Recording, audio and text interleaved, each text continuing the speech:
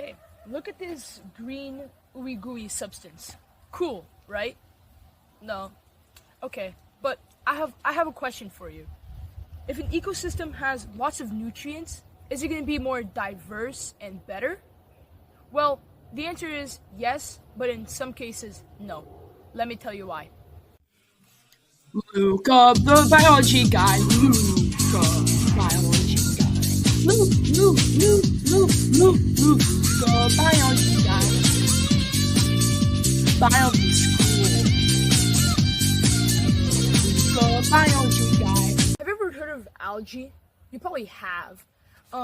It's basically a underwater plant that is found in most ecosystems, and algae are photosynthetic organisms that are found in most habitats. They can vary in size, being very small single-celled organisms or very complex multicellular organisms. In some cases, the population of algae start to skyrocket, and in the process kills and possibly threatens many aquatic and terrestrial life from extinction. And this natural phenomenon is called algae blooms. An algal bloom is a rapid increase of the population density of algae in an aquatic ecosystem because of eutrophication of chemicals such as nitrogen and phosphorus. Eutrophication is the process where richness and nutrients enter a body of water, whether it be a lake, sea, or river.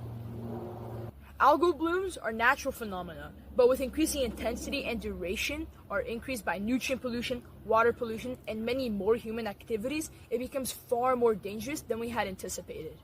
Algae, like many other plants and animals, need nitrogen and phosphorus to grow and reproduce. And algal blooms occur when excess nutrients from fertilizers, wastewater, storm runoff, working with lots of sunlight, warm temperatures, and shallow, slow-flowing water. But if some plants don't need as much oxygen as others, they still need sunlight. But the substantial and dense growth of algae basically makes it so that sunlight can't reach deep for the plants to photosynthesize. And mind you, the photosynthesis is the process of where producers, aka plants, use sunlight, water, carbon dioxide, and minerals in order to create energy. And anyways, algae release phosphorus from the soil by collecting oxygen from the water, ultimately resulting in most plants and animals in those aquatic ecosystems to die of no oxygen. So basically, algae, their population only increases, and from that point. And they have basically little to no competition for food.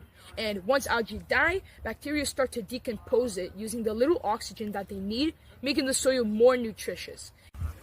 And as the bacteria decompose the dead or decaying organic material, as I stated before, the soil just keeps on getting more nutrients and keeping its very good title of very nutritious soil to keep on continuing those algal blooms.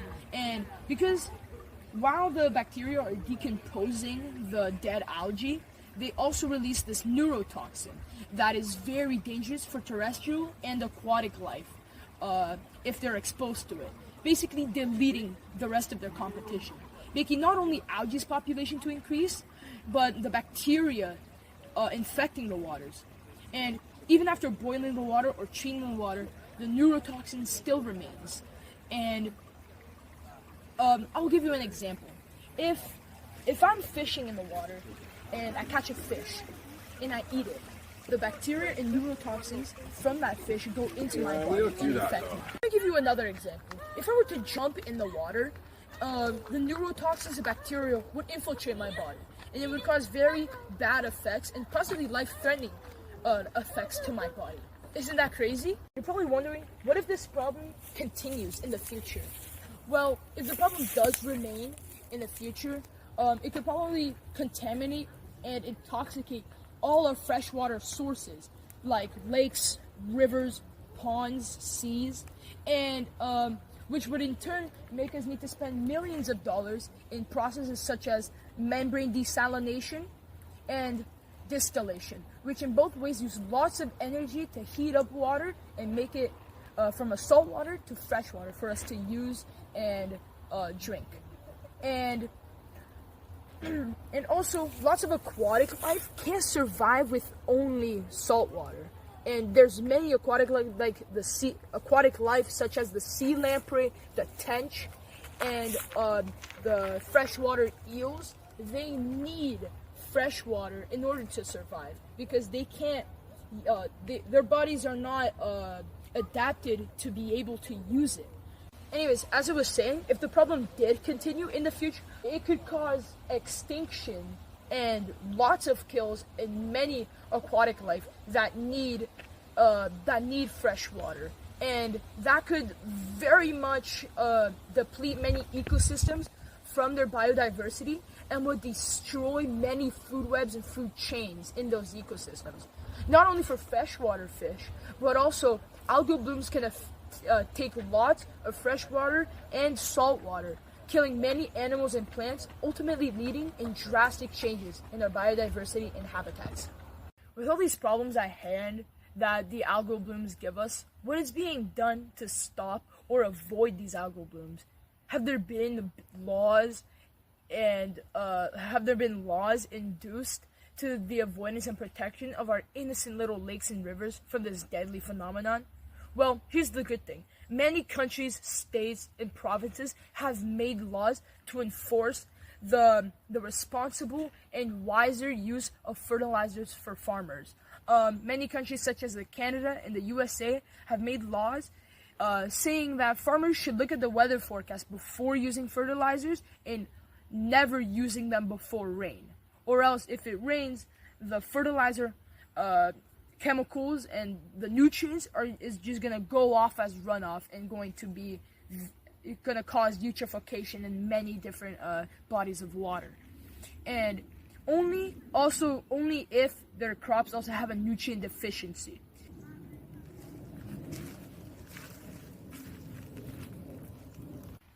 The St. Johns River Water Management District focuses its work on avoiding the nutrient pollution entering water bodies, which reduces occurrence and the intensity of very dangerous algal blooms, states the St. Johns River Water Management District. Canada and the USA are not the only countries and provinces or states to do these laws or non-profit organizations to avoid these algal blooms. This is one of the many examples of the entire globe working together to fix a problem that they have started. The governments aren't the only ones that can help reduce the effectiveness and dangerousness of algal blooms. You can also help. How, you may ask? Well, it's simple. If you know anyone that owns a farm, or they know a guy that knows a guy that owns a farm, smells really bad, but because of the bacteria and stuff, but it's fine. But anyways, as I was saying, if you know anyone that owns a farm, you can inform them about the laws that their countries have made to use fertilizers responsibly and wisely.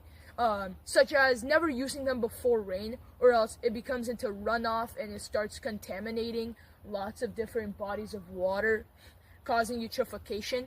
And using fertilizers only when their crops need nutrients because they have some form of nutrient deficiency. And moreover, we can all use chemicals responsibly to ensure and keep our planet safe from all the harms that we've been doing to them. This is Luca Felicio, your biology guy. Thank you for watching. Luca the science guy. Luca the science guy. Luca the science guy. Luca rules. Luca biology guy.